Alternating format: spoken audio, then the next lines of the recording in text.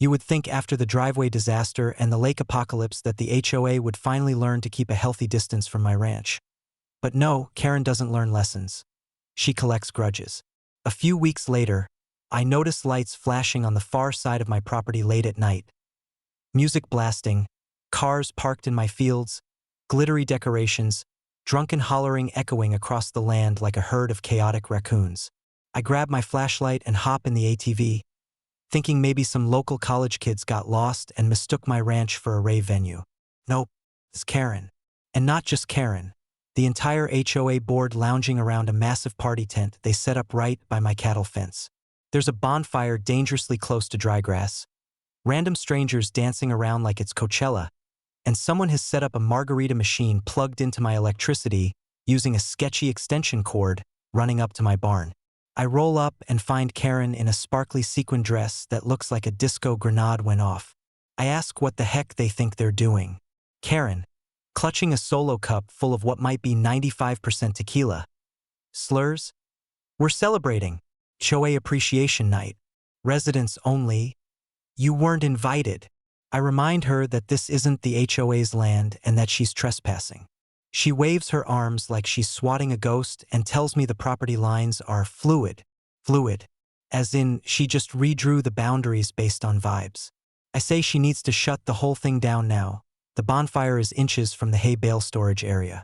She laughs and tells me she already told the HOA members that she secured the mayor's approval, which is hilarious because the mayor is literally my dad. A drunk HOA guy bumps into the fence and my cattle start freaking out. One kicks open a loose gate and suddenly there are cows running through the party, tipping tables, chugging drinks straight from the punch bowl, and absolutely ruining everyone's night. And it's the most poetic justice I've ever seen. As I'm trying to wrangle the cows, Karen grabs her phone and dials 911. She screams into the phone that I'm violently attacking HOA residents with wild cattle and demands the police arrest me immediately. The dispatcher puts her on hold, probably because even they can smell the tequila through the phone. When the officer finally shows up, Karen sprints toward him with mascara dripping down her face like a raccoon in distress. She points at me dramatically and screams, "That man released the beasts on us." The officer stares at the cows licking spilled margaritas off the grass and says, "Ma'am, those are literally his animals on his land," and then turns to me, trying not to laugh. He asks if I want trespass charges pressed. I look around at the destruction. Broken lawn chairs, beer cans in the dirt, a flaming tiki torch stuck in my irrigation hose, cows still munching party snacks, and tell him, "Oh, absolutely." Karen tries to run, but her heels sink into the mud and she face plants into a cupcake table. The officer and I both pretend not to laugh, but we fail. The HOA board members scatter like pigeons, but the officer rounds them up and takes statements. They're each written up for trespassing, illegal fire use, and disorderly conduct.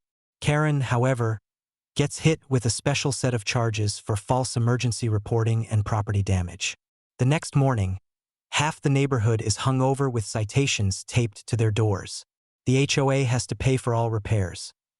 Reseeding the grass, replacing the irrigation line, cleaning up the confetti explosion that somehow made it all the way onto my barn roof, and repairing the busted fence gate my cow used as a projectile. I decide to put this situation to permanent rest by adding new signage across that section of fencing. Private ranch. Party here equals prison there. I also install motion-triggered sprinklers and a loudspeaker that plays a recording of me saying, "Turn around," every time someone tries to enter. Weeks later, Karen has to appear in court again, and the judge asks her why she thought hosting a drunk festival on private property without permission was okay. She says, "I thought the cows were part of the entertainment." The courtroom laughs so hard the bailiff has to shush them. The judge shakes his head and orders Karen into community service. Ironically, picking up trash at the ranch she partied on. Now when she drives past my property, she looks straight ahead, gripping the steering wheel like the ranch will lasso her soul if she even glances at it. The best part? My cows have never been happier. They still wander that field hoping the cupcakes return someday. And me? I finally understand the phrase, "Don't poke the rancher unless you want the cows invited."